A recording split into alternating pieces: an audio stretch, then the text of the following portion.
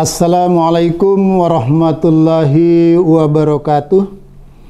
Bismillahirrahmanirrahim. Alhamdulillahirabbil alamin.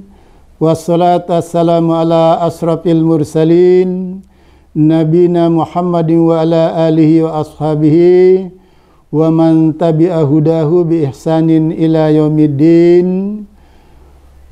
Bapak-bapak, ibu-ibu, saudara-saudara, para pemirsa dimanapun berada yang kami hormati, yang sangat kami muliakan, alhamdulillah kita panjatkan kehadirat Allah Subhanahu wa Ta'ala yang telah melimpahkan rahmat, taufik dan hidayahnya kepada kita sehingga kita bisa menyelesaikan ibadah puasa tahun ini dan sekaligus merayakan hari raya Idul Fitri.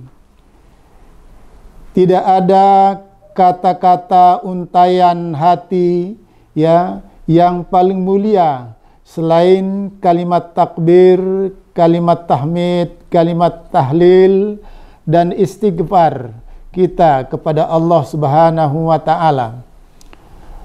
Pada kesempatan ini kita sudah memasuki hari raya Idul Fitri. Aid artinya kembali, Fitri artinya suci. Kita betul-betul berharap supaya kita dalam keadaan fitri secara total. Mengapa demikian? Aid Fitri kembali suci dalam makna suci hubungan secara vertikal dengan Allah. Karena kita sudah rangkai berbagai macam ibadah istighfar sepanjang bulan suci Ramadan. Kita mohon ampun kepada Allah atas segala dosa dan noda yang telah kita lakukan. Sebesar apapun murka Allah, tapi tetap rahmatnya jauh lebih besar. Sehingga kita penuh harap semua dosa dan noda kita ini akan diampuni oleh Allah Subhanahu wa Ta'ala. Sehingga hubungan kita secara vertikal kembali suci bagaikan bayi yang baru lahir tanpa dosa dan noda. Ini yang harus kita syukuri. Lalu yang kedua, suci hubungan secara horizontal dengan sesama manusia, dengan siapapun, mulai dengan keluarga kita, dengan tetangga kita, dengan masyarakat kita, dengan handai tolan kita, dan seterusnya tanpa batas. Kita harapkan hubungan kita secara horizontal ini juga bisa diselesaikan dengan baik, sudah barang tentu, dengan kita mengharapkan pemberian maaf, dari saudara-saudara kita, baik yang memahami kita telah berbuat salah kepadanya, atau kita dengan memohon maaf kepadanya. Walaupun di dalam Al-Quran diperintahkan kita wa'afina anin nas, berilah maaf kepada orang lain. Jadi dalam ayat ini tidak ada perintah meminta maaf, tapi yang diutamakan adalah memberi maaf. Kalau kita memberi maaf kepada orang yang meminta maaf kepada kita itu biasa. Tetapi bila kita memberi maaf kepada orang yang tidak mau meminta maaf kepada kita karena faktor-faktor yang mungkin kurang pas, ada rasa gengsi, ada rasa malu dan lain-lain, tapi kita tetap memaafkan, ini adalah suatu sikap atau sifat yang sangat luar biasa. Nah, kita harapkan yaitu bisa kita lakukan dalam hari yang penuh barokah, penuh rahmat, penuh kemuliaan ini. Oleh karena itu ada hal yang perlu saya sampaikan. Untuk bisa betul-betul mensucikan diri kita, walaupun sudah proses 1 bulan telah kita tempuh, paling tidak dalam suasana gembira ini ada 2 hal yang perlu kita ingat, 2 hal yang perlu kita lupakan. Pertama, yang perlu kita ingat adalah kebaikan orang lain kepada kita. Karena pada prinsipnya dalam kehidupan kita tidak ada orang yang tidak pernah berbuat baik. Dan kita juga yakin sudah banyak orang yang berbuat baik kepada kita.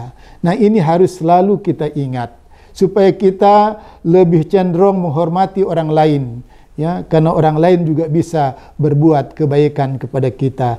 Jangan terlalu mudah melupakan kebaikan orang lain. Lalu yang kedua, ya, yang perlu kita ingat adalah kesalahan kita kepada orang lain. Mengapa demikian? Karena kita tidak bersifat maksum. Tidak bersifat maksum.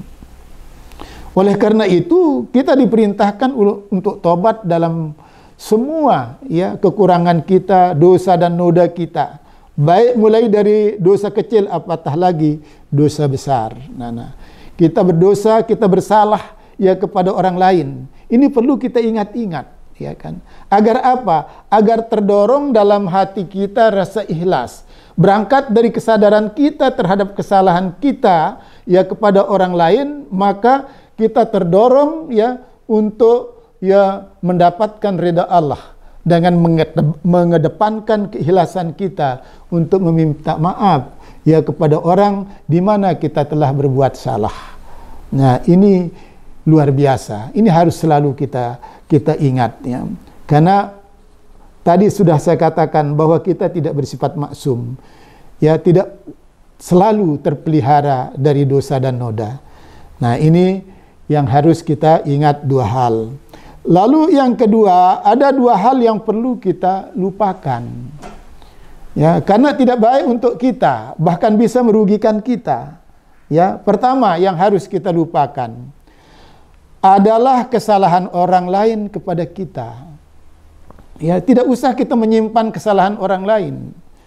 Biasanya kesalahan itu bisa, ya, mengusik hati kita untuk menimbulkan rasa tidak suka, bahkan mungkin rasa dengki kepada orang yang telah berbuat salah kepada kita.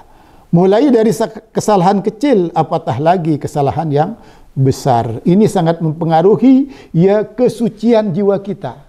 Kita ingin diri kita ini betul-betul fitri, suci, zahir dan batin. Nah, oleh karena itu kita harus melupakan kesalahan orang lain kepada kita, karena pada prinsipnya tidak ada orang yang tidak pernah berbuat salah. Hatta kita sendiri sekalipun juga pernah berbuat salah kepada orang lain. Nah, hendaknya kita lupakan saja itu. Lalu yang kedua yang harus kita lupakan adalah kebaikan kita kepada orang lain.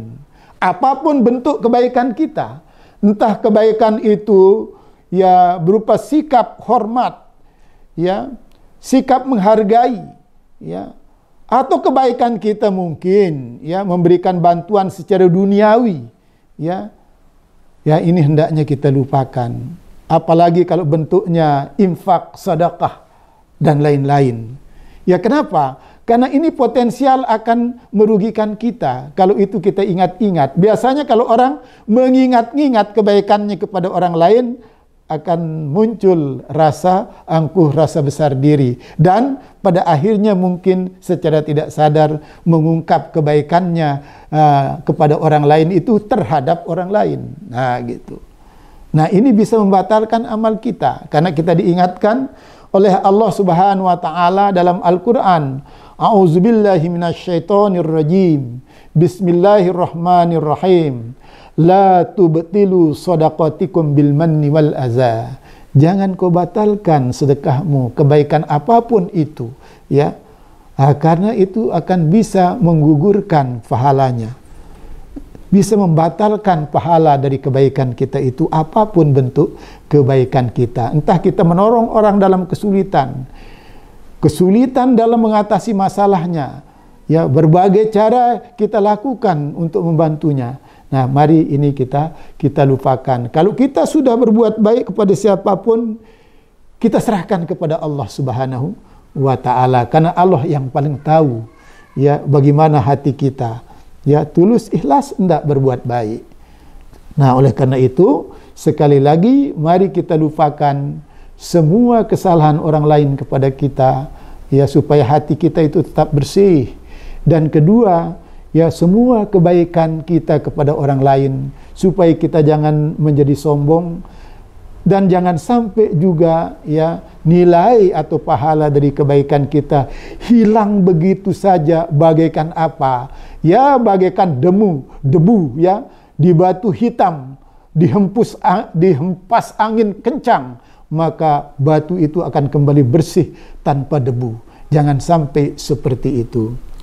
Para pemirsa dimanapun berada yang kami muliakan, terlebih dulu dalam kehidupan kita, ya, dalam rumah tangga. Karena biasanya begini, orang acap kali dan potensial berbuat salah kepada siapa kita banyak berhubungan. Nah, begitu. Baik itu dalam keluarga kita, sahabat kita, handai tolan kita, teman sekantor kita, ya, teman seperjuangan kita dalam organisasi, dalam suatu lembaga. Nah, biasanya ya semakin banyak kita bergaul, semakin besar kemungkinan kita melakukan kesalahan. Nah, wabil khusus kepada kedua orang tua kita. Bulan yang penuh berkah, ya, penuh membawa kesucian ini, mari kita bersimpuh di hadapan kedua orang tua kita. Ya, kita mohon ampun, kita mohon maaf kepada kedua orang tua kita. Ya, supaya kita betul-betul mendapat ketenangan hidup, ya, kedamaian hati, ya, karena maaf, dosa besar kedua setelah dosa syirik adalah berdosa kepada kedua orang tua kita. Nah, oleh karena itu di dalam Al-Quran, ya, surat Al-Isra ayat 23 difirmankan, wabil walidaini ihsana, kepada kedua orang tuamu hendaknya kau berbuat baik, ya toh. Jadi sudah jelas di dalam Al-Quran, ya. Kalau kita berkata qaulan karima, kata-kata yang membawa pahala, kata-kata yang menyejukkan, kata-kata yang mendamaikan hati, ya. Lalu selanjutnya wahfiz lahuma janahaz zulli minar rahmah wa qur rabbirhamhuma kama rabbayani shaghira. Tunduk patuh kamu kepada kedua orang tuamu, di mana ketundukan dan kepatuhan itu lahir dari rasa kasih sayang yang sangat mendalam. Dari rasa kasih sayang yang sangat mendalam itu, kita selalu berdoa untuk kebaikan kedua orang tua kita. Nah, ini pesan Allah dalam Al-Quran yang seharusnya kita abadikan di dalam kehidupan kita, di dalam kehidupan keluarga kita. Ya, saya pikir ini yang terpenting. Nah, setelah itu, kalau kesucian ini secara vertikal sudah kita rebut, lalu secara horizontal sudah kita rebut, mari kita perhatikan, ya, apa yang harus kita perhatikan, bagaimana merefleksikan kesucian ini, ya, setelah kita memasuki bulan Syawal. Bulan Syawal ini adalah bulan pembuktian. Bulan pembuktian apa? Bulan pembuktian seberapa jauh kita, keberhasilan kita, ya, di dalam menjalankan ibadah puasa itu. Karena ibadah puasa itu telah ditetapkan targetnya oleh Allah Subhanahu wa Ta'ala. Kita kembali, ya, menghayati tujuan ibadah puasa yang telah ditetapkan oleh Allah adalah la'allakum tattaqun. Harapan Allah agar kita memiliki ketakwaan yang permanen, ketakwaan yang tidak mengenal batas waktu dan tempat, terus menerus, ya. Jangan sampai ketakwaan kita itu bersifat lokal, ya, hanya mampu kita wujudkan ketakwaan kita itu secara zahir dan batin, ya, secara sosial, ya, di saat kita berada dalam bulan suci Ramadan. Tapi setelah kita, ya, meninggalkan bulan suci Ramadan ini, bagaimana? Dapatkah kita buktikan itu? Ya, ketakwaan itu akan selalu ada dalam hidup kita. Makanya bulan Syawal menurut tinjauan bahasa, kata Syawal itu dari kata saulun. Saulun itu, ya, ekornya kalajengking. Ciri ekor kalajengking itu mesti, ya, jenggar ke atas, gitu. Selama kalajengkingnya itu sehat, ya. Nah, mesti jenggar ke atas. Ini memberikan isyarat bahwa bulan Syawal ini bulan peningkatan. Bulan peningkatan atau bulan pembuktian, ya, tentang ketakwaan yang kita raih, ya, dalam level kesucian. Nah, ini mari kita buktikan memasuki bulan Syawal ini, jangan sampai, ya, ibadah-ibadah spiritual kita hilang begitu saja. Jangan. Lalu yang kedua, ya, ibadah-ibadah sholat kita, ibadah